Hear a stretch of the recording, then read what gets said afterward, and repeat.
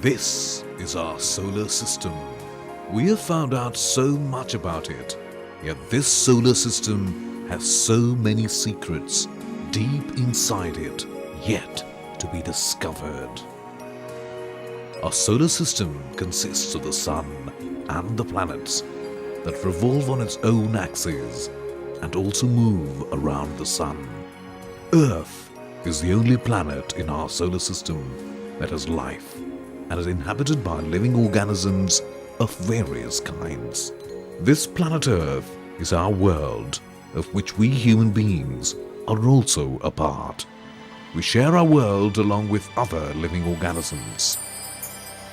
We all live in different parts of the world and get used to our surroundings.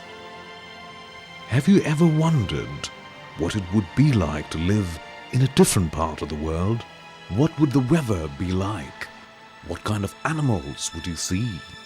What are the different kinds of plants that grow there?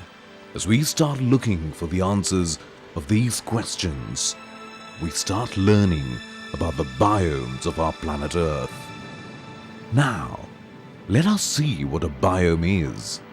The Earth has many different environments. These environments vary in temperature, moisture, light, and many other factors.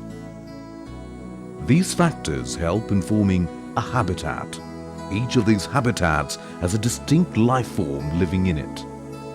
This complex community of plants and animals in a region and a climate is called a biome. The climate and geography of a region determines what type of a biome can exist in that region. The Earth includes a huge variety of living things, from complex plants and animals to very simple, one-celled organisms. But large or small, simple or complex, no organism lives alone. Each depends, in some way or the other, on various other living and non-living things in its surroundings for its survival. So it is interesting to know that the biome concept embraces the idea of community. A community where vegetation, animal populations, and soil interact with each other, as this interaction helps the living organism survive in that particular biome.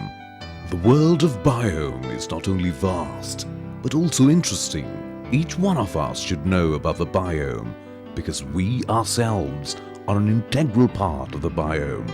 So, let us enter the fascinating world of biome. Biomes occur naturally, but it will be interesting to know that the people can also create controlled biomes. For example, you can integrate several small populations of various living organisms in a small space and then start observing what happens to them, how they react to their new surroundings and adjust to it. So, once again, if we want to summarize what a biome is, we can say that, simply put, a biome is a community of plants and animals living together in a certain kind of climate. As we all living beings form a part of the biome, it is important for us to know what the biome contributes to our survival. The survival and well-being of a biome and its organisms depends on ecological relationships throughout the world. Any changes in part of the world that are far, far away from us not only affect our environment, but also us. Even a small change in the atmosphere anywhere in the world can have an impact on our biome. For example, the eruption of a volcano in Mexico can bring the temperature of the whole world down a few degrees for several years. So let's take this adventurous journey of discovery and through the various biomes of our beautiful planet that we call Mother Earth. Can you imagine a planet where 99% of the living space is ocean? You don't have to. You're living on it. That's right. It's our Earth. So let us begin our adventure of biomes from oceans and beaches. But before we talk about the oceans, the very first question that arises in our mind is, what's the difference between an ocean and a sea? Technically speaking, all the world's oceans and seas are part of one continuous mass of seawater.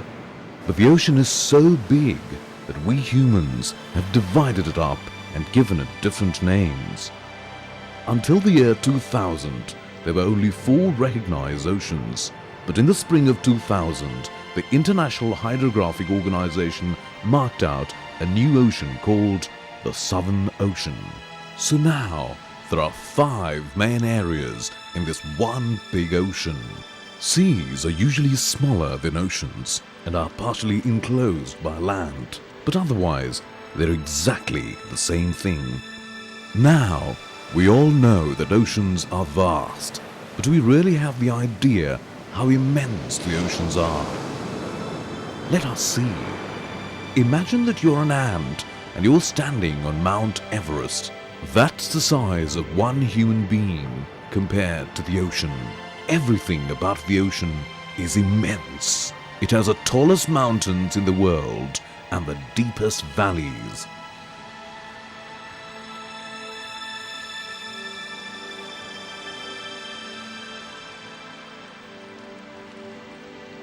It covers 72% of the Earth's surface. That's 139 million square miles. That is 139 with 19 zeros after it. And it's not just wide, it's deep. 12,460 feet deep on average. Let us simplify it more. This is the Empire State Building. Now imagine 10 Empire State Buildings stacked on top of each other. That would be the depth of the ocean. This immense size makes the marine biome the biggest biome of planet Earth. That includes 5 main oceans: the Pacific, the Atlantic, the Indian, the Arctic, and the Southern, as well as many smaller gulfs and bays. The ocean is divided up into 3 vertical zones. The top layer is called the euphotic zone. It is that area of the ocean where light can penetrate. The next layer is a dysphotic zone. This area is too deep for much light to reach. As a result of this, the lights here look like a twilight on land. The deepest part of the ocean is called the aphotic zone, or deep sea. The water here is awfully cold. This deep sea zone is completely dark and low in nutritional content. In the deep sea lives 80% of all the habitats on Earth. The deepest point of the ocean, the Mariana Trench, is about 36,200 feet deep. This is much more deeper than Mount Everest is tall. Life underwater is not like a beautiful day at the beach. Most of the ocean is as dark as night. The temperatures are just above freezing point, while in a few places, the temperature is hotter than humans can handle. But that doesn't mean that the ocean is quiet and empty. Yes, oceans are very much alive. Thousands of incredible and bizarre creatures have made it their home. Most scientists think life began in the ocean over 3 billion years ago. Let us now closely look at the 5 oceans and discover what it takes for these amazing animals to survive this underwater world. Let us start with the biggest ocean on this planet Earth. Pacific is the largest ocean of all. It has 48% of the world's seawater.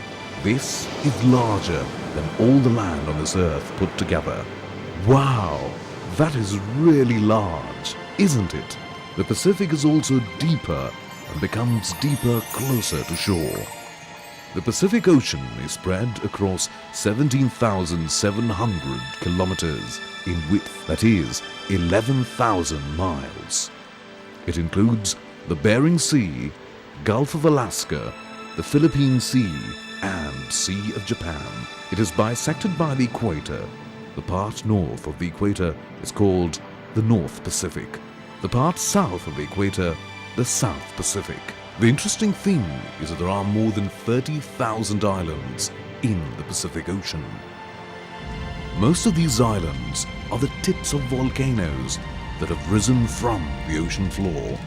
In the warm and clear waters of the Pacific coral reefs develop around the edges of these islands. As the time goes by, the islands slowly sink, but the corals keep growing upwards towards sunlight. A ring of coral is left at the surface where the island was, forming a coral atoll. The Pacific is famous for them. Now, let us see some of the interesting facts that surround the Pacific Ocean. Mauna Kea is a volcano that rises from the Pacific Ocean floor to form the Big Island of Hawaii. Measured from its base, it is 9.6 kilometers tall, which is taller than Mount Everest. Ferdinand Magellan was a famous 16th century around-the-world explorer. As he traveled the Pacific, he found it peaceful and soothing. So he named the ocean Pacific. The deepest point on the Earth is Challenger, deep in the Mariana Trench. It is 11 kilometers deep.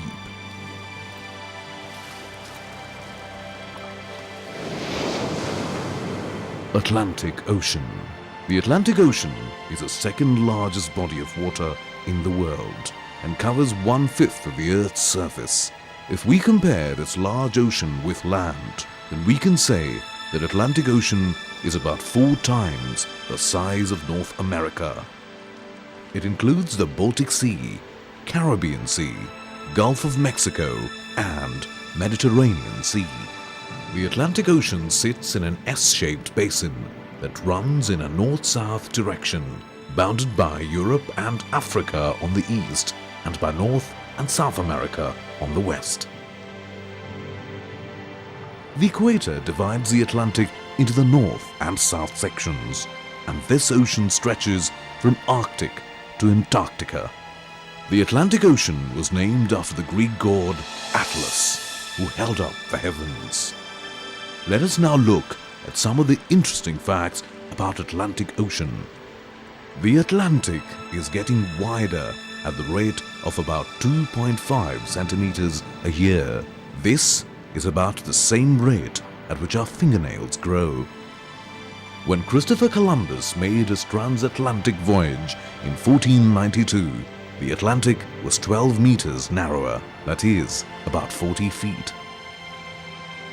Indian Ocean. Indian Ocean is the third largest of Earth's ocean.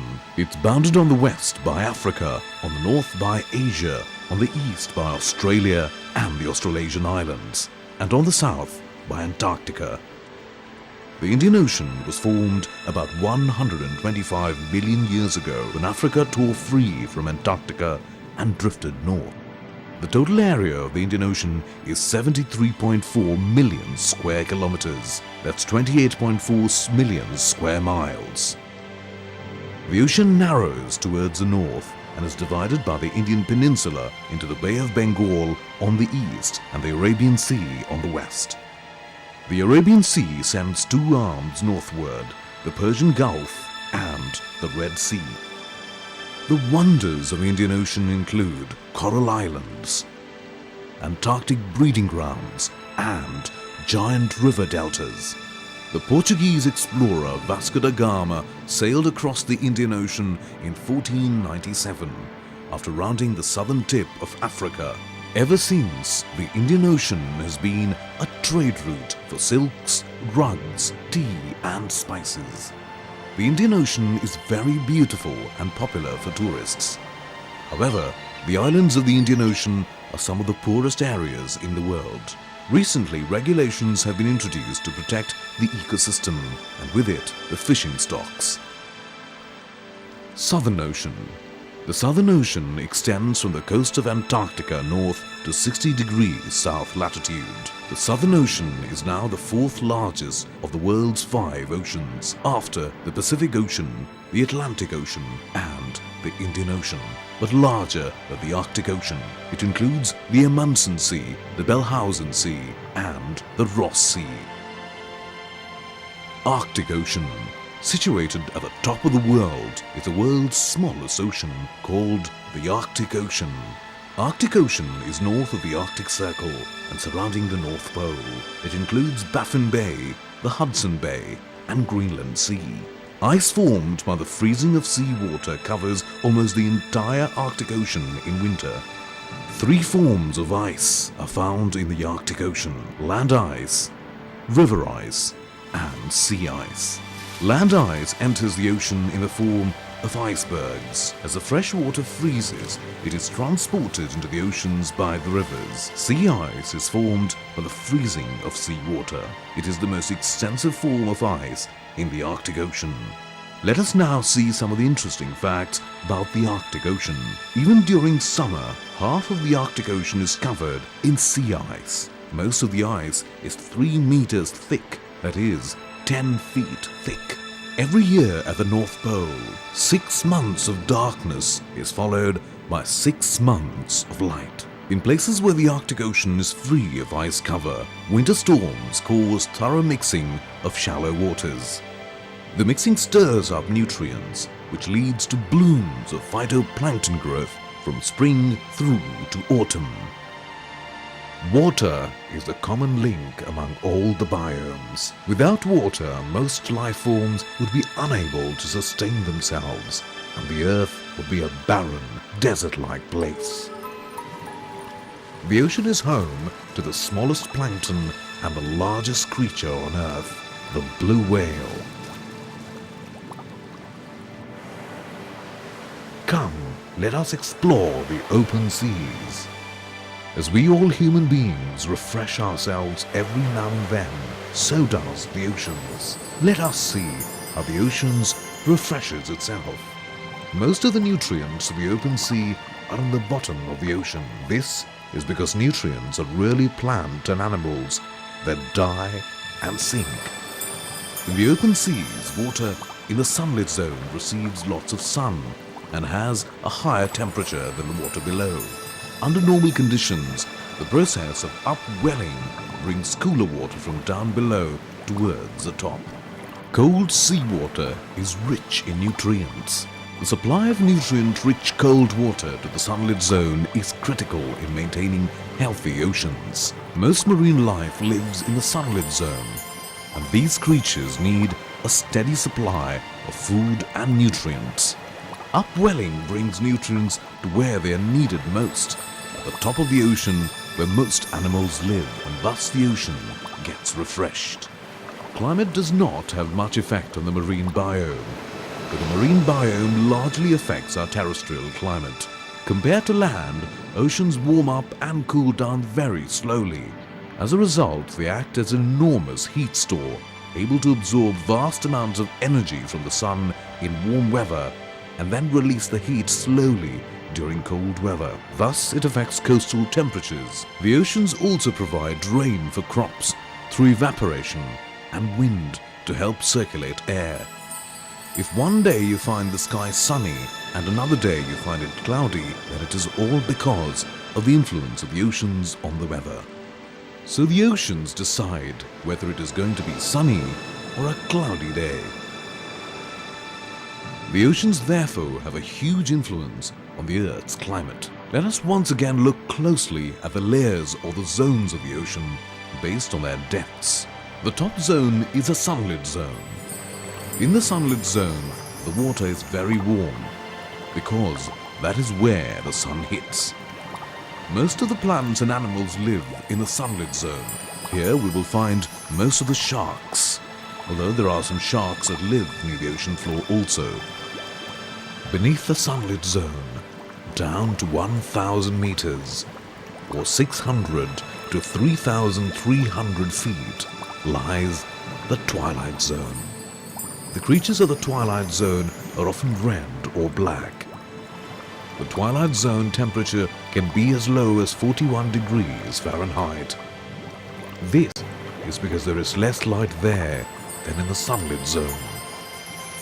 Beyond 1,000 meters, that's 3,300 feet deep, is the dark zone, a world of total blackness, except for light made by the animals themselves. In the dark zone, the temperature is about 35 degrees Fahrenheit. There is not much food in this zone.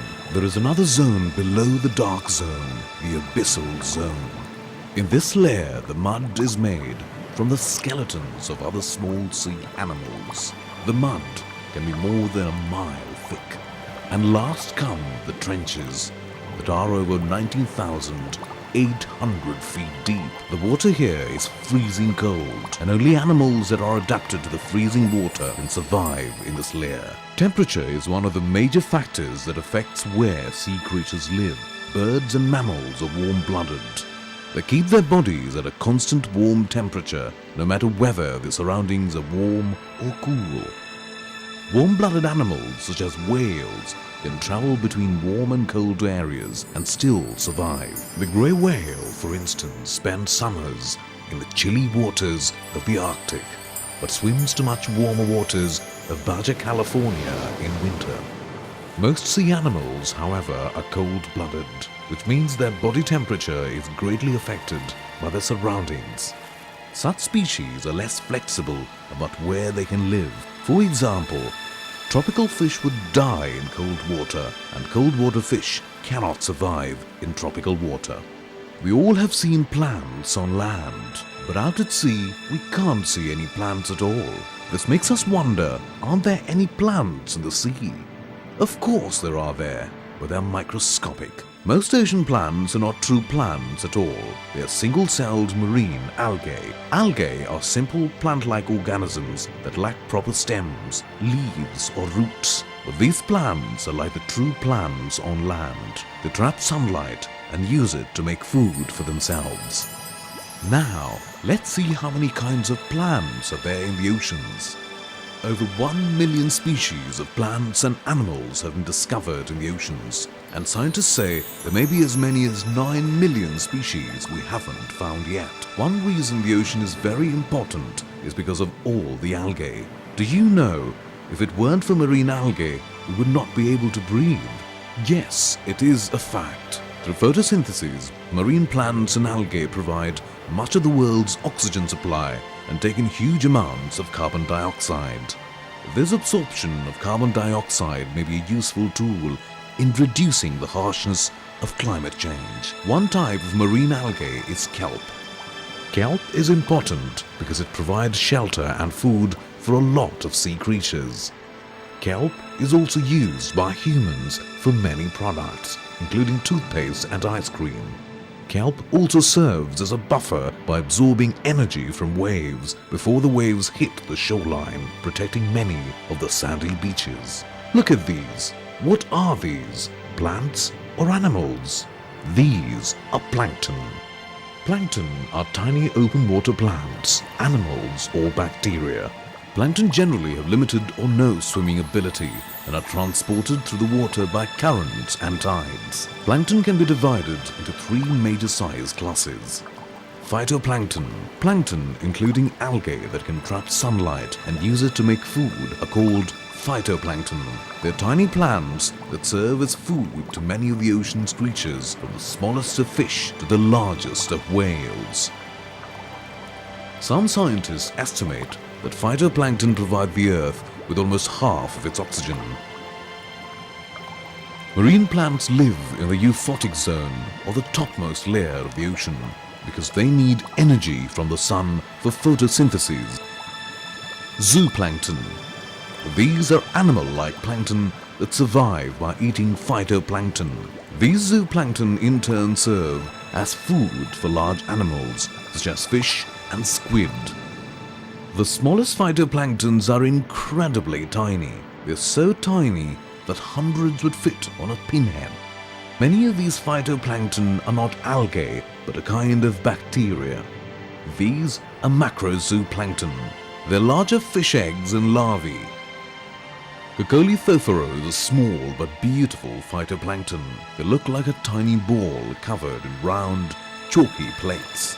After they die, the shells fall to the seafloor, where they build up and gradually turn into chalk or limestone.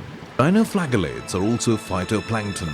They have thinner skeletons shaped like leaves or cones, and they produce their own light when the water is disturbed. In some parts of the world, when waves break or when a person swims, the sea surfaces sparkle at night with green light of dinoflagellates.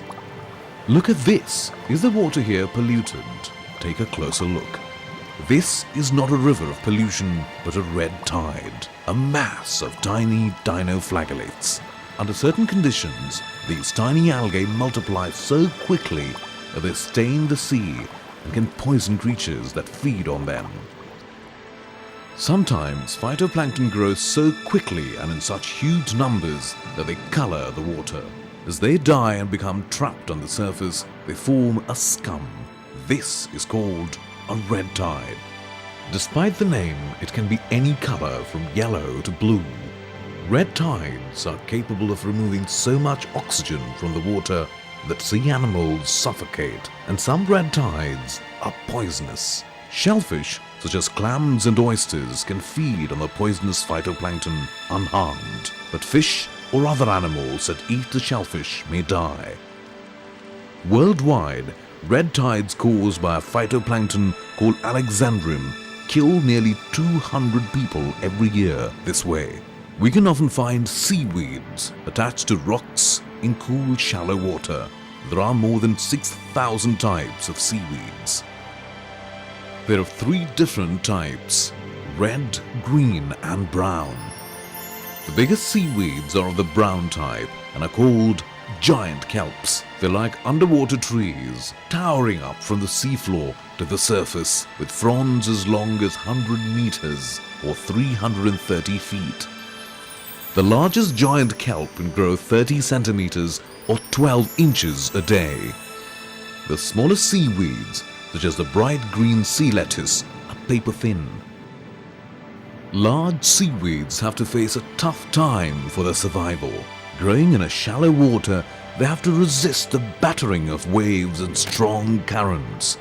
They have to stay anchored to stop being swept out to sea, and at the same time, they have to reach toward the surface to trap sunlight. These seaweeds are very useful for us human beings. Raw, cooked or dried, these seaweeds can make a delicious food. They're also rich in vitamins and minerals. Not only this, seaweeds contain chemicals called alganates that are used in the food, medical and cosmetics industries. Alganates form thickeners, binders and stabilizers for all sorts of items like drug capsules, lipsticks, shampoos, toothpaste, low-fat mayonnaise. Sea grasses are the only flowering plants that live underwater in the sea. They're true grasses with proper stems, roots, leaves and flowers. Where they grow well, they form large meadows that support many animals.